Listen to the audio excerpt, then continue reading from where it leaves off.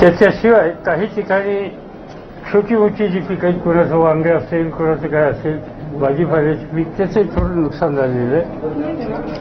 आणि काही लहान जे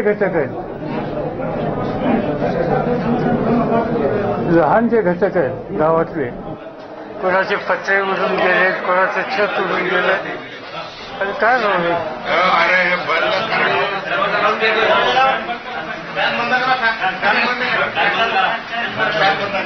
तर थोडं घरांचं नुकसान काही ठिकाणी लोकांचं झालेलं, विशेषतः गरीब लोकांचं. आणि गरीब लोकांच्याकडून एक गोष्ट ऐकायला मिळाली की त्यांच्या घरात पाणी आल्यामुळं, पाऊस पडल्यामुळं घरातलं शिदा अन्नधान्य ते सुद्धा भिजलेलं आहे. आता हे सगळे चित्र पुढं दिसते.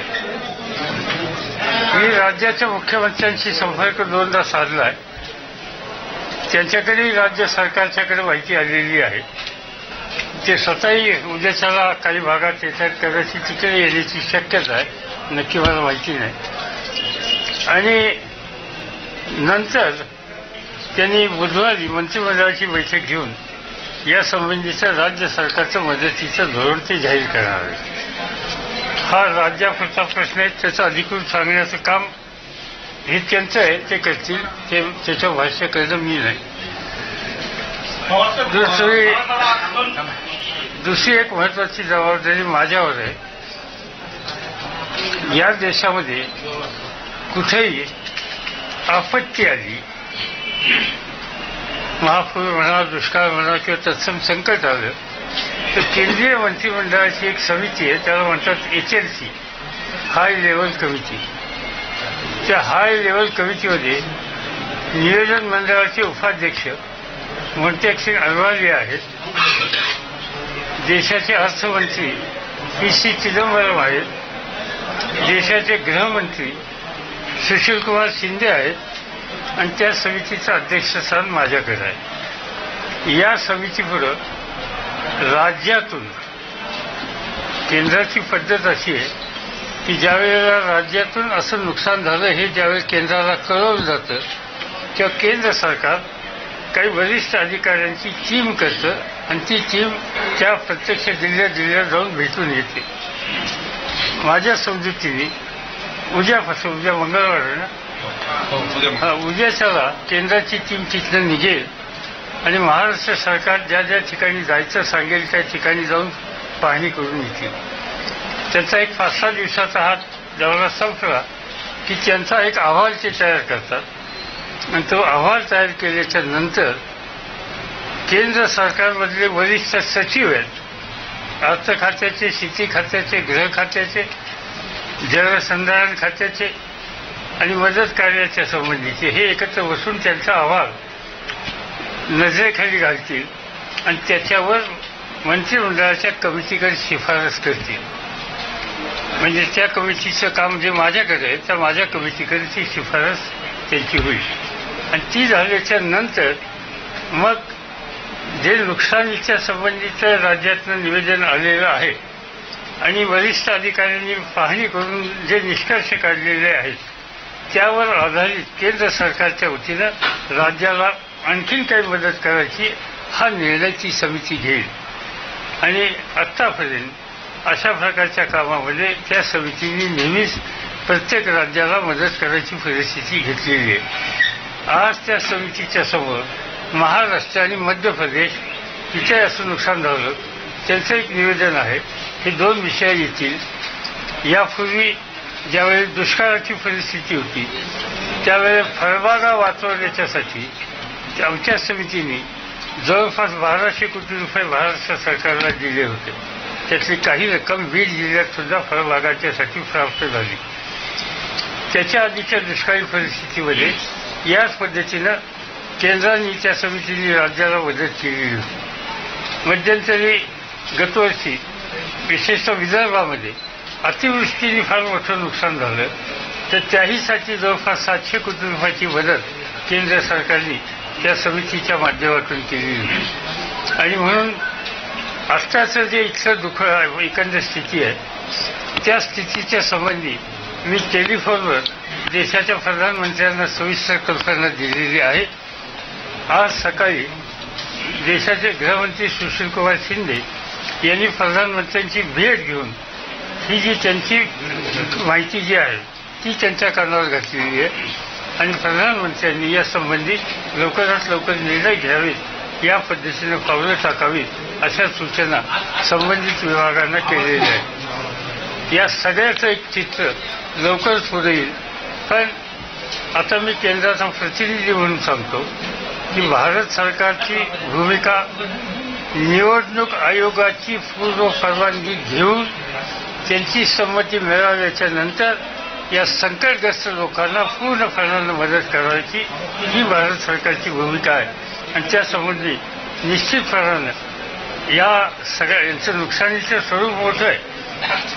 आपण काही 100% नुकसान करण्याची काही उद्या गेलेली झाडं आपण आणू शकत नाही, पण निदान त्या माणसाला उठवता पुन्हा कसं येईल, पुन्हा उभं कसं करता येईल, त्यासंबंधीचे निर्णय हे घेण्याची भूमिका केंद्र सरकारची आहे आणि ते निर्णय घेतले जातील हा विश्वास मी तुम्हाला देतो. परवानगी घेण्यासाठी किती वेळ लागू शकतो आणि त्याच्यानंतर नुकसान आचारसंहितेमध्ये अडकलं नाही. आचारसंहिता आता सुरू झालेली आहे. मी बोलताना जपून बोलतोय त्याचं कारण आचारसंहिता मला नोटीस यायला नको. त्यामध्ये यापूर्वी नोटीस आले तर त्याच्यामध्ये एकच आहे, 5 वर्षाच्या पूर्वी एका राज्यात अशी स्थिती झाली होती. त्यावेळेला आम्ही निवडणूक आयोगाला परवानगी मागितली होती आणि त्यांची परवानगी दिली होती. ज्या आपत्ती येते त्यावेळेला निवडणूक आयोग सुद्धा सहानुभूतीने भूमिका घेतात असा पूर्वीचा अनुभव आहे. आणि मला विश्वास आहे की निवडणूक आयोग जास्तीत जास्त समाजाला सांगेल की ठीक आहे तुम्ही मदत करायची असेल करा, पण राजकीय नेत्यांनी मदत वाटायला जायचं नाही, शासकीय यंत्रणेच्या वतीनं हे करा. आमची काय हरकत नाही, आम्हाला लोकांच्यापर्यंत पोहोचलं पाहिजे एवढी भावना आहे आणि म्हणून ती परवानगी आम्ही मागू. भविष्यामध्ये अशा प्रकारच्या नैसर्गिक आपत्ती शेतकऱ्यावर कोसळू नये म्हणून काही व्यवस्था करता येईल का? शेतकऱ्यांना पूर्वसूचना की अशा प्रकारचं एक नैसर्गिक कोप पडणार आहे असं इथे मी आता काही सांगू शकत नाही. रोग पडणार आहे का, पाऊस आज पडणार आहे की म्हणजे का, म्हणजे ते त्याबद्दलची आज म्हणजे आता आपल्याकडे हवामान खात्याच्या वतीने सूचना दिल्या जातात, पण या 4 दिवसात मी काही हवामान खात्याच्याशी संबंध ठेवलेले नाही, कारण माझा काही संबंध आलेला नाही. नाहीतर साधारणतः ते आम्हाला पूर्व सूचना देतात आणि त्याच्यानंतर रेडिओवरून आणि टेलिव्हिजनवरून हवामानाच्या संबंधीचा अंदाज ज्यावेळी दिला जातो त्यावेळी सांगितलं जातं. मी अनेकदा गारपीट या देशात या राज्यात पाहिली, पण लागोपाठ 7-8 दिवस आज हा भाग तो उद्या तो भाग संपला की तो भाग, या पद्धतीनं वेगवेगळ्या भागामध्ये. म्हणजे आज सकाळी शेवटी दुपारी मी माझ्या घरी फोन केला बारामतीला की आपल्याकडे ठीक आहे ना, ते म्हणजे 2 वाजता गार पडायला सुरुवात केली, 5 वाजेपर्यंत गारा होत्या आणि तुमची केळी गेली, तुमचं काय चिकू गेला, आणखीन काय काय गेलं. आता माझ्या नुकसानीच्या संबंधीची त्यांनी मला कल्पना दिली, त्यामुळे आता उद्या मी तिथे जाऊन बघून येणार आहे आपलं घर जागेवर का. महत्वाचा प्रश्न शेतकऱ्यांचा असा आहे की ऊसाचं आणि कापसाचं नुकसान झालं आहे, त्याचा पंचनामा केला जात नाहीये, तशा तक्रारी आहेत, त्या संदर्भात काही करता येऊ शकतं? त्यासंबंधी आम्ही राज्य सरकारला आणि इथं पालकमंत्री आहे तिथं यांच्यामार्फत रेव्हेन्यू मशिनरीला ज्याचं नुकसान झालेलं आहे त्या प्रत्येक शेतकऱ्याचा पंचनामा त्यांनी केला पाहिजे. कारण पंचनामा आता समजा केंद्रामधून मदत पाहिजे, आमच्यापुढे रेकॉर्ड नसेल तर आम्ही कशी मदत करणार, कशाच्या आधारे करणार. त्यांनी आम्हाला सांगावं लागेल की इतकं हेक्टर क्षेत्र, एवढी फळबाग, एवढा ऊस, एवढा चिक्कू, एवढी मोसंबी, काय ना काय असेल ते हे आकडे त्यांना द्यावे लागतील आणि ती जबाबदारी यंत्रणेला घ्यावी लागेल. पीक विम्यामध्ये अवकाळी पाऊस आणि गारपिटीचा समावेश नाही, त्यामुळे बऱ्याच शेतकऱ्यांना पीक विमा मिळत नाही. फक्त पावसाळ्यात अतिवृष्टी झाली तर त्याचा विमा मिळतो. याच्यासाठी या नुकसानीमध्ये आपण कॅटेगरी बदलणार. होय, गेल्या आठवड्यामध्ये देशातल्या सगळ्या विमा कंपन्यांची बैठक मी स्वतः बोलवली आणि त्याच्यामध्ये महाराष्ट्राच्या सचिव काय गोयल त्यांनाही बोलवलं आणि ही सगळी माहिती त्यांच्याकडनं घेतल्याच्या नंतर आम्ही विमा कंपन्यांना सूचना दिलेली आहे की इथून पुढं अतिवृष्टी आणि गारपीट या दोन्हीचा समावेश त्याच्यामध्ये करावा. विमा कंपन्यांचं म्हणणं आम्ही ह्याचा समावेश करायला तयार आहोत, पण त्याचा जो इन्स्टॉलमेंट असतो, हप्ता असतो, त्याच्यात मात्र वाढ द्यावी लागेल. आम्ही त्यांना सांगितलं थोडा हप्ता वाढला ते चालेल, पण या संकटात त्या माणसाला वाचवण्याच्यासाठी ही पर्यायी व्यवस्था असलीच पाहिजे आणि ते इथून पुढच्या वर्षीपासून ते सुरू होईल. ही गारपीट कव्हर होणार नाही त्याच्यात. विमा उतरला नाही आधीच्याच पीक विमा कसं होईल. आधीचं त्याच्यात असं त्यावेळी सुद्धा तरतूद होती पण लोकांनी तो विमा उतरलेला नाही. इकडे फिरतो त्यामुळे मला कल्पना नाही. पवार साहेब, यापूर्वी दुष्काळामध्ये आपण केंद्राची एक सिक्का कमिटी बीड आणि मराठवाड्याच्या संदर्भात पाठवलेली होती. त्यांनी साधारणपणे 3 दौरे महाराष्ट्राचे आणि मराठवाड्याचे केले, पश्चिम महाराष्ट्र आणि मराठवाडा. आणि बीड जिल्ह्यात मी सांगतो की 45,000 कोटी रुपयाची एक केंद्राकडे राज्याकडून आपल्याकडे त्यांनी प्रस्ताव पाठवलेला आहे. 45,000 कोटी रुपये हे कायमस्वरूपी बीड जिल्ह्याच्या दुष्काळ निवारणासाठी द्यावेत. एकूणच महाराष्ट्र हे तुम्ही म्हणताय खरं नाही. एका जिल्ह्यासाठी 45,000 कोटीचा स्टेटून मी काही पाहिलेलं नाही. सिक्का कमिटीचा रिपोर्ट माझ्याकडे आहे.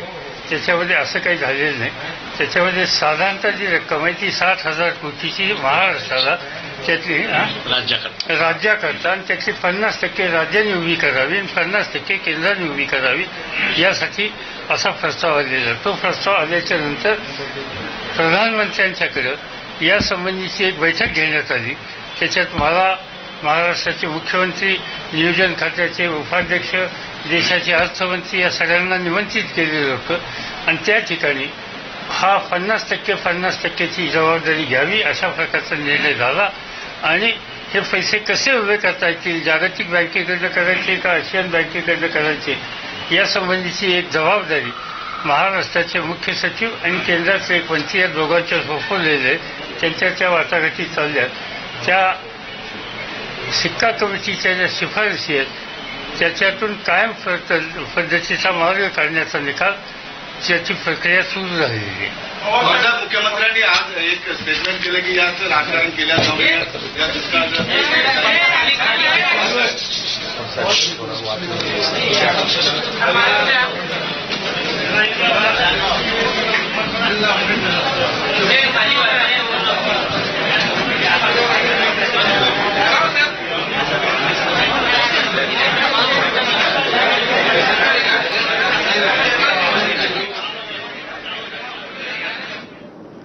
केंद्रीय कृषी मंत्री शरद पवार यांनी आज मराठवाड्यातल्या गारपीटग्रस्त भागाचा दौरा केला आणि त्यानंतर घेतलेल्या पत्रकार परिषदेमध्ये या संदर्भात केंद्र सरकार लवकरात लवकर मदत करेल असं आश्वासन शेतकऱ्यांना दिलंय.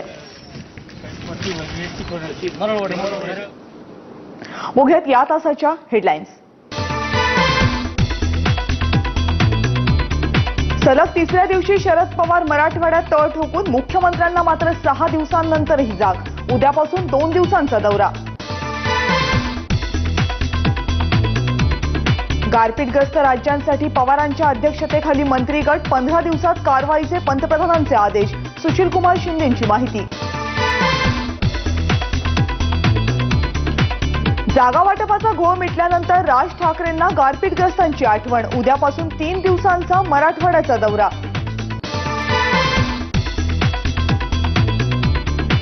गारपिटीचे एकट्या मराठवाड्यात 15 बळी. काल हिंगोली, बीड, नाशिक जिल्ह्यालाही झोडपलं. 450 पेक्षा जास्त दुभती जनावरं दगावली.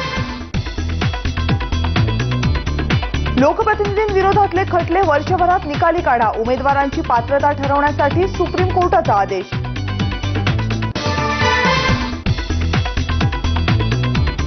आणि मोदींचं महिला हेरगिरीचं प्रकरण उघड करणाऱ्या आशिष खेतांना आपची उमेदवारी, तर जयाप्रदा आणि अमरसिंग लोकदलाकडनं निवडणूक लढणार. आठवडा उलटून गेलाय पण गारपीटग्रस्तांना अजूनही कोणतीही मदत मिळालेली नाही हे वक्तव्य केलंय केंद्रीय कृषी मंत्री शरद पवार यांनी. गेले 3 दिवस शरद पवार हे मराठवाड्यातल्या गारपीटग्रस्त भागात दौऱ्यावर आहेत आणि आता केंद्राच्या समितीचा दौरा होईल आणि त्यानंतरच या सर्व परिसरातल्या शेतकऱ्यांना मदत देता येणं शक्य होईल असं शरद पवार यांनी म्हटलं. पण इतक्या वर्षामध्ये आपण कधीही अशी गारपीट पाहिली नाही, असं नुकसान बघितलेलं नाहीये असं वक्तव्य सुद्धा शरद पवार यांनी या संपूर्ण दौऱ्यानंतर घेतलेल्या पत्रकार परिषदेमध्ये म्हटलं. पुन्हा एकदा बघूयात शरद पवार नेमका पत्रकार परिषदेमध्ये काय म्हणाले, केंद्राकडनं काय मदत शेतकऱ्यांना अपेक्षित आहे. उद्यापासून, उद्या मंगळवार आहे ना, उद्याच्याला केंद्राची टीम तिथनं निघेल आणि महाराष्ट्र सरकार ज्या ज्या ठिकाणी जायचं सांगेल त्या ठिकाणी जाऊन पाहणी करून येतील. त्याचा एक 5-6 दिवसाचा हा दौरा संपला की त्यांचा एक अहवाल ते तयार करतात आणि तो अहवाल तयार केल्याच्या नंतर केंद्र सरकारमधले वरिष्ठ सचिव आहेत, अर्थ खात्याचे, शेती खात्याचे, गृह खात्याचे, जलसंधारण खात्याचे आणि मदत कार्याच्या संबंधीचे हे एकत्र बसून त्यांचा अहवाल नजरेखाली घालतील आणि त्याच्यावर मंत्रिमंडळाच्या कमिटीकडे शिफारस करतील. म्हणजे त्या कमिटीचं काम जे माझ्याकडे आहे त्या माझ्या कमिटीकडे ती शिफारस त्यांची होईल आणि ती झाल्याच्या नंतर मग जे नुकसानीच्या संबंधीचं राज्यातनं निवेदन आलेलं आहे आणि वरिष्ठ अधिकाऱ्यांनी पाहणी करून जे निष्कर्ष काढलेले आहेत त्यावर आधारित केंद्र सरकारच्या वतीनं राज्याला आणखीन काही मदत करायची हा निर्णय ती समिती घेईल. मी अनेकदा गारपीट या देशात या राज्यात पाहिली, पण लागोपाठ 7-8 दिवस आज हा भाग तो उद्या तो भाग संपला की तो भाग या पद्धतीनं वेगवेगळ्या भागामध्ये म्हणजे आज सकाळी शेवटी दुपारी मी माझ्या घरी फोन केला बारामतीला की आपल्याकडे ठीक आहे ना. त्यावेळेला 2 वाजता गार पडायला सुरुवात केली, 5 वाजेपर्यंत गारा होत्या आणि तुमची केळी गेली, तुमचं काय चिकू गेला, आणखीन काय काय गेलं. आता माझ्या नुकसानीच्या संबंधीची त्यांनी मला कल्पना दिली. त्यामुळे आता उद्या मी तिथे जाऊन बघून येणार आहे आपलं घर जागेवर येतं. खरं तर राज्याच्या इतिहासातली ही सर्वात मोठी आपत्ती म्हणावी लागेल. मात्र इतकी मोठी आपत्ती ओढवलेली असताना सुद्धा राज्याचे मुख्यमंत्री मात्र लोकसभेचे जागा वाटप आणि विधान परिषदेचे उमेदवार ठरवण्यामध्ये